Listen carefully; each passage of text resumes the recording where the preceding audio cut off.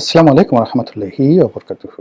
সম্মানিত দর্শক, ত্রয়োদশ জাতীয় সংসদ নির্বাচনের যে মাঠ, এটা রীতিমতো জমে উঠেছে।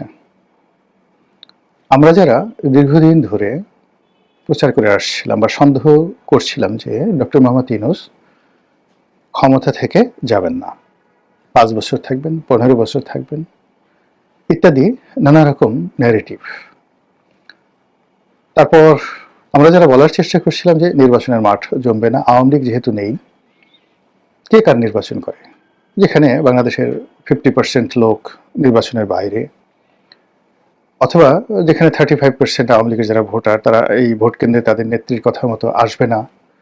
আওয়ামী লীগ একটা দুষ্ট দল, তারা সর্বশক্তি নিয়োগ করে চেষ্টা করবে যে নির্বাচনটিকে যেন বানচাল করা যায়। তো এই সকল বক্তব্যের বিরুদ্ধে এই গত 3 দিনে নির্বাচনী প্রচারণা শুরু হওয়ার পর থেকে আজ অবধি সারা বাংলাদেশে নির্বাচনের মাঠ রীতিমতো জমজমাট হয়ে পড়েছে। এই নির্বাচনের মাঠটি যে জমজমাট হয়ে পড়েছে, এই সময়টিতে যদি ধরেন আপনি সবচেয়ে বেশি যিনি খুশি হয়েছেন তিনি ডক্টর মোহাম্মদ ইউনূস। কারণ হলো যে আশা, যে ভরসা, যে কথা, যে আশ্বাস, যে প্রশ্বাস, যে নিঃশ্বাস নির্বাচনকে কেন্দ্র করে তার ছিল, প্রায় সবকিছু তার জন্য বুমেরাং হয়ে পড়েছিল। এবং সর্বশেষ তিনি যখন জনাব তারেক রহমান সাহেবের সঙ্গে লন্ডনে গিয়ে দেখা করলেন, তারপর থেকেই এক পক্ষ বলার চেষ্টা করছিল যে ডক্টর মোহাম্মদ ইউনূস আসলে একটা নিরাপদ প্রস্থান অথবা শান্তিপূর্ণ একটি ক্ষমতা হস্তান্তর প্রাধান্য দিচ্ছেন।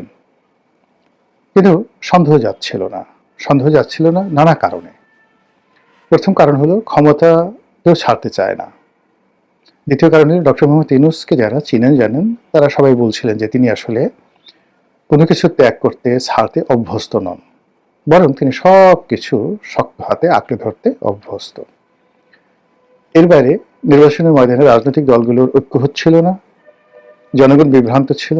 আওয়ামী লীগ 15 বছরের শাসন করার কারণে তাদের সম্পর্কে মানুষের মনের মধ্যে একটা ভয় ছিল, আতঙ্ক ছিল।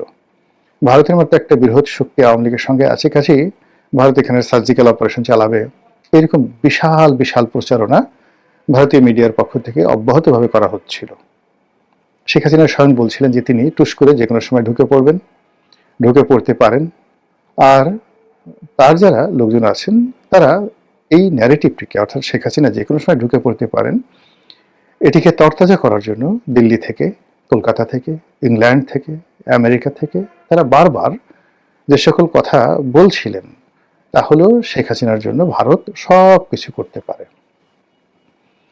তো এর মধ্যে নাটকীয়ভাবে হঠাৎ করে তারেক রহমান সাহেব বাংলাদেশে আসলেন, ওসমান হাদি নিহত হলেন। পুরো রাজনীতির পরিস্থিতি গত 17 মাসে যে ক্যালকুলেশন ছিল, এই দুটো ঘটনায় একেবারে এলোমেলো হয়ে গেল। স্বয়ং ডক্টর মোহাম্মদ ইউনূস, তিনি আল জাজিরার সাবেক সাংবাদিক মেহেদী হাসান, তো তার যে পডকাস্ট, সেখানে একটা গুরুত্বপূর্ণ সাক্ষাৎকার দিয়েছিলেন। তো সেই সাক্ষাৎকারে তিনি বলেছিলেন যে লোকজন তো অনেকে বলছে যে স্যার আপনি 5 বছর থেকে যান, অনেকে তো 50 বছর থাকার কথাও বলছেন।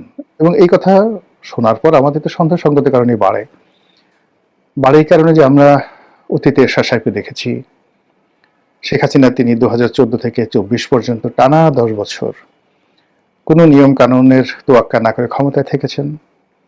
এরবারে মইনুদ্দিন ফখরুদ্দিন সাহেব ক্ষমতায় বসে দীর্ঘদিন ক্ষমতায় থেকেছেন। ফলে ক্ষমতা কেউ ছাড়তে চায় না। ভোট র্যাগিং বলেন, 2 নম্বরই বলেন, এটা আমাদের দেশে নতুন কোনো ঘটনা নয়। সবাই যে ক্ষমতায় গিয়েছে সবাই চেষ্টা করেছে। তো সেই অর্থে আমরা যারা আম জনতা, সাধারণ চিন্তার মানুষ, আমরা তো সাধারণ যোগ বিয়োগে যা হয় সেরকমই চিন্তা ভাবনা করেছি। এবং সেই চিন্তার প্রেক্ষিতে দেখা গেল যে আমাদের একটা বিরাট অংশ তারা ধরে নিয়েছিল যে ডক্টর মোহাম্মদ ইউনূস ক্ষমতায় থাকবেন এবং তিনি যদি ক্ষমতা থেকে চলে যান বা ব্যর্থ হন তাহলে এখানে তৃতীয় কোনো শক্তি আসবে, এরকম প্রচার এবং প্রপাগান্ডা চলছিল। অন্যদিকে ডক্টর মোহাম্মদ ইউনূসের যিনি প্রেস সচিব আছেন মিস্টার শফিক, তিনি বারবার শুধু বলার চেষ্টা করছেন যে পূর্বের চাঁদ যদি পশ্চিমে উদিত হয় তবুও সেখানে কোনো শক্তি নাই বিশ্বের যারা কিনা ডক্টর মোহাম্মদ ইউনূস যে নির্বাচনের আয়োজন করতে যাচ্ছেন সেটা থেকে তাকে নিবৃত্ত করতে পারে। দুই নম্বর হলো তিনি বারবার নিঃশ্বাস প্রশ্বাস আশ্বাস সবকিছুতে তিনি দৃঢ়তা দেখাচ্ছিলেন যে নির্বাচন হবেই। তিনি যত বলছিলেন নির্বাচন হবেই, তত বেশি সন্দেহ বাড়ছিল। এমনকি নির্বাচনের তফসিল ঘোষণা হওয়া, তারপর একেবারে প্রতীক বরাদ্দ থেকে শুরু করে নির্বাচনের যে প্রার্থী, সে প্রার্থিতা প্রত্যাহারের শেষ দিন পর্যন্ত সবার সন্দেহ ছিল। এখনো যে অনেকের সন্দেহ নেই তা বলা যাচ্ছে না, কিন্তু সবকিছু বাদ দিয়ে, অর্থাৎ পর্দার আড়ালে যে সকল খেলা হচ্ছে, সন্দেহ হচ্ছে, চক্রান্ত যেটা এখনো থেমে নেই, এখনো বাংলায় ঘসড়ি বেগম থাকতে পারে, এখনো বাংলায় মীর জাফরের অভাব হবে না, এখনো হিরাজিল প্রাসাদের কোনো, যাকে বলা হয় বিকল্প যে নেই তা বলা যাচ্ছে না। আপনারা জানেন যে হিরাজিল প্রাসাদে ঘসড়ি বেগম, মীর জাফর, তারপর রায় দুর্লভ, পিয়ার লতিফ, জগৎ শেঠ এদেরকে নিয়ে নিয়মিতভাবে চক্রান্ত করতেন। তো সেই হিরাজিল প্রাসাদ এখন যে নেই ও কথা বলা যাচ্ছে না। আবার ইস্ট ইন্ডিয়া কোম্পানি যেভাবে বাংলাদেশ আক্রমণ করেছিল, এখনো যে ইস্ট ইন্ডিয়া কোম্পানি উৎপেতে নেই, এটি একেবারে যেদিন নতুন সরকার, অর্থাৎ এই যে নির্বাচন হচ্ছে, সেই নির্বাচনের ময়দানে সুষ্ঠুভাবে একটি নির্বাচন হবে, ক্ষমতা হস্তান্তর হবে এবং নতুন সরকার ক্ষমতা গ্রহণ করে তারপরে রাজাসনে বসবেন। এই জিনিসগুলো ঘটা না পর্যন্ত আমরা কিন্তু কেউ স্বস্তি পাচ্ছি না। তবুও এই যে নির্বাচনের ময়দান জমজমাট, প্রার্থীরা সবাই দাঁড়ে দাঁড়ে ঘুরে বেড়াচ্ছেন, ফেসবুক খুললে, পত্রপত্রিকায় খুললে শুধু নির্বাচনের খবর। আর এটা একদিকে ভালো যে এই ধরনের যখন পরিবেশ পরিস্থিতি থাকে, তখন কোনো অবস্থাতেই তৃতীয় কোনো শক্তি মাথা তুলে দাঁড়ানোর সাহস পায় না। আর এরকম নির্বাচন যত বেশি জমজমাট হবে, আওয়ামী লীগ তত বেশি অপাঙ্ক্তেয় হয়ে পড়বে। যত বেশি জমজমাট হবে, আবার বাংলাদেশে ঢুকে পড়াটা যে মোহ, কিংবা তাকে ঘিরে যে একটা বলয় কাজ করছে, বা তাকে যারা ভয় পাচ্ছেন, ও জিনিসটি ক্রমশ কমতে থাকবে। তো কাজে সেই যে নির্বাচনটা শুরু হয়েছে, আর শেখ হাসিনার নাম শুনলে, আওয়ামী লীগের নাম শুনলে বাংলাদেশের অনেক মানুষের বিরক্তি হয়, অনেক মানুষের আতঙ্ক হয়, অনেক মানুষের ভয়ে কাপড় চোপড় নষ্ট হয়, অনেকের বলতে গেলে রীতিমতো হার্টবিট বন্ধ হয়ে যায়। তো সেই অর্থে এই যে নির্বাচনের ময়দানটি 12ই ফেব্রুয়ারি পর্যন্ত যে চলছে, যদি চলতে থাকে, এভাবে চলতে থাকে এবং ক্রমশ এটা বাড়তে থাকে, সেক্ষেত্রে যিনি বর্তমানে ক্ষমতায় আছেন, তার এই জীবন সায়ানে এসে এক ধরনের একটা পুলক অনুভব হতে পারে যে না, আল্লাহ আমাকে সব দিয়েছেন, টাকা পয়সা, বাড়ি গাড়ি, সম্মান, সুখ্যাতি, মর্যাদা, ক্ষমতা সবকিছু দিয়েছেন, এবং সর্বশেষে যদি একটি শান্তিপূর্ণ নির্বাচন করে তিনি যেতে পারেন,